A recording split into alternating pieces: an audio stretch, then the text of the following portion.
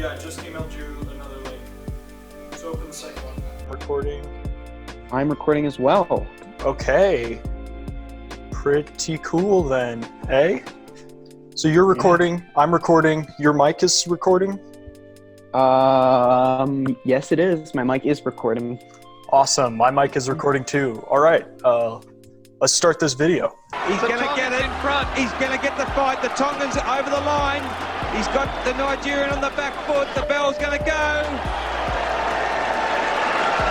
So the Tongan tank is through to the gold medal bout. They'd never won an Olympic medal before this, and now they're assured of at least a silver. They'll fight Wladimir Klitschko in the final. Today, I'm going to tell you a story. Okay. And the next time, you're going to tell me a story. I can do that. Okay, so today we're going to the Pacific Islands, and we're going to talk about this. You know what this is? Is that a rugby ball? Yes, it is my rugby ball. But today's story isn't about rugby, at least not directly. It's about boxing. And it begins in 1990 with a 21-year-old man. I'm sending you the photo right now. This is Paea Wolfgramm. He's from a Pacific island called Tonga. Where is Tonga? Okay, so do you have like a globe or a map or something? I do on my desk. Let me go grab it. Okay, cool. Cool, I got my globe. Okay, so you have your globe. Find New Zealand. Nice, I got it.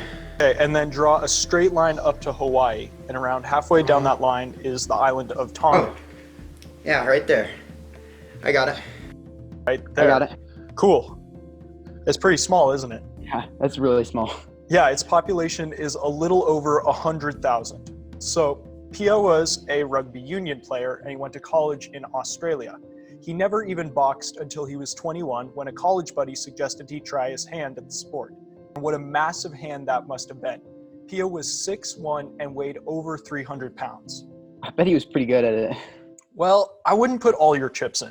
He spends a few years on the Pacific Island amateur circuit with moderate success, and by 1994, he's representing Tonga in the Commonwealth Games, which is like the Olympics, but for countries in the English Commonwealth. So you said he had moderate success, but in 1994 he was representing his country. How does that all work out? Okay, so I'm glad you asked, because that constitutes a basic problem for the Pacific Island sports. They don't produce many athletes. The Pacific Islands' total population is 2.3 million people. I did some research, and with the exception of New Zealand, the first time any Pacific Island sent an athlete to the Olympics was in 1956, when Fiji sent 2 boxers, 1 discus thrower, and 2 rowers.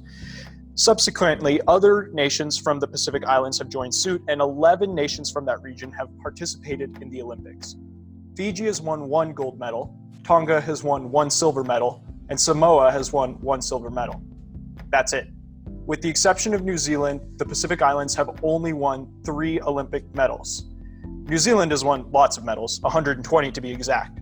Notably, I just thought this was interesting, when Kiribati, that's a Pacific island, first competed in 2004, the country's name was mispronounced in all 3 languages in the opening ceremony, French, English, and Greek.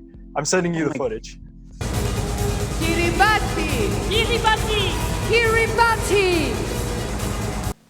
Oh my gosh, that's embarrassing. That's terrible. But I'm still curious about how this relates to a rugby ball. Okay, so I'm getting there. Paea placed 3rd in the Commonwealth Games, a heavyweight boxing.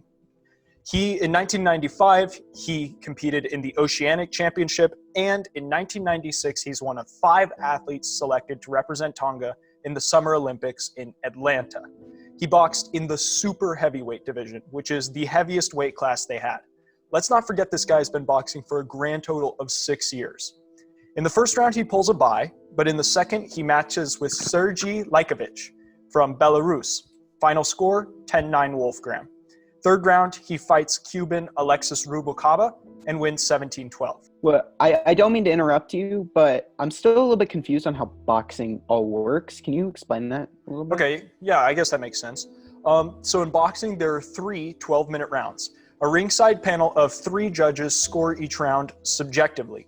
A match can be won by knockout, whether you physically render your opponent unconscious or you lay them down on the floor for 10 seconds. Okay, so then you add up the total scores for the winner?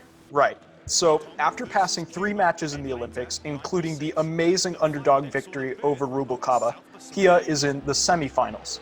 There he matches with Nigerian boxer Duncan Dokawari, who, in my opinion, is a pretty intimidating guy. Ashton, I'm 5'7" and 125 pounds. These guys must have been huge. Yeah, no, you're right. All of these guys are massive. So Dokawari and Wolfgramm seem to be a pretty even match, and in the final round, with just a minute or so left, Wolfgramm lands these punches to Dokawari's face, and that scores him an extra point with the judges. He wins 7-6. This is especially surprising considering that at the Commonwealth Games 2 years ago, Wolfgramm tied for 3rd place in heavyweight boxing. The first place winner was Duncan Dokawari. So he's doing well? Yeah, he's doing well. 2 major upsets, and Paea Wolfgramm matches with Ukrainian Wladimir Klitschko in the 1994 Olympic final. Unfortunately, Wolfgramm had broken his wrist and his nose in the fight against Dokawari, and he loses the match to Klitschko. Oh, dang. That kind of sucks. It does, yeah. It's not a fairy tale ending. After the Olympics, Wolfgramm goes pro and earns only moderate success. He wins 20 of his 24 matches in the professional career, although most of his opponents were overmatched considering the guy was a silver medal Olympian. In 2004, he suffered an embarrassing rematch to Klitschko. So what's the takeaway? Why are you telling me this story? Well, to me, the story of Paea Wolfgramm is the ultimate David and Goliath. Well, is he a David or is he Goliath? Yeah, I mean, he's a pretty big guy, so Goliath makes sense. But the Pacific Islands just don't put out the athletic output that can fight with other nations. And it's nothing to do with the athletic abilities of islanders. In 1996, excluding New Zealand, the Pacific Islands sent a combined total of 49 Olympians to the Olympics. The US sent 646. In 2004, Kiribati competed in the Olympics for the first time. Their runners qualified on a track made of coral sand. They shared running shoes during training. The weightlifting team trains in the coach's backyard, and when it rains, they stop. I don't mean to change the subject, but I remember you showed me a rugby ball at the beginning of this video. Is that relevant in any way? Yeah, I mean, oh, you have little faith. The rugby ball represents the end of the story and victory for the Pacific Islands. The next time any Pacific Island won a medal at the Olympics was when Samoan weightlifter Elle Opalage was retroactively awarded a silver medal at the 2004 Beijing Olympics in the women's 75-plus kilo weightlifting. She originally won 4th, but the 2nd and 3rd place winners were disqualified for doping. But the region finally catches a break in 2016. It's no secret that the Pacific Islands are very, very good at rugby. The New Zealand national team is regularly revered as one of the greatest rugby teams in the world, and Fiji, Tonga, and Samoa are regular competitors in global rugby competitions. But rugby hasn't been an Olympic sport since 1920. That was until 2009, when the International Olympic Committee voted to include rugby sevens in the 2016 Summer Olympics in Rio. Just so you know, rugby sevens is a variation of rugby union where each side has 7 players on the field. Okay. The short story is that Fiji won the men's rugby sevens gold. It constitutes the first time that any Pacific Island nation north of New Zealand has won a gold medal at the Olympics, and to me, it shows the validation and the work of Paea Wolfgramm. It may have taken 20 years, but the Pacific Islands finally have their gold medal. That's really cool. Yeah. Thanks for sharing, Ashton. Yeah, definitely, man. Hopefully we see the islands win more in the future. Yeah, for sure.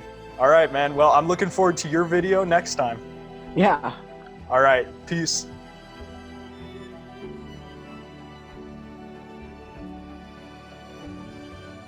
If you want to learn more about Paea Wolfgramm, you can check our bibliography in the description. We'd love if you could sub here.